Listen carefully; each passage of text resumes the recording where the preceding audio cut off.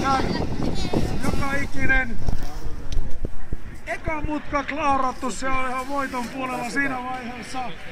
Ja mikä on järjestyska tulhaa sieltä? Keulassa Kumpulaisen Niki numerolla 666.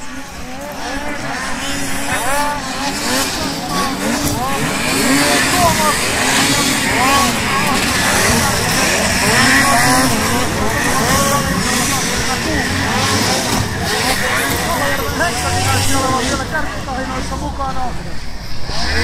Keulassa tällä hetkellä harrastesarjaa Niki Kumpulainen 666. Toisena 26 Joni Komulainen, 200 Tuomas Hietala, 44 Hekkala ja 170 Kallojärvi. Veteraanipuolella 73 Polvinen, 12 Tiisler, 424 Luis.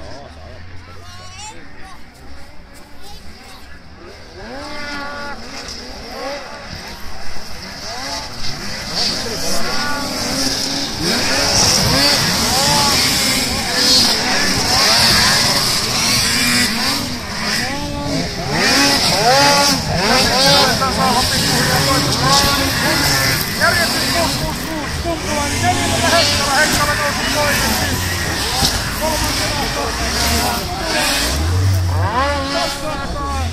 Hietala 76 Säkkinen, 83 Samuelsen, 170 Kallojärvi.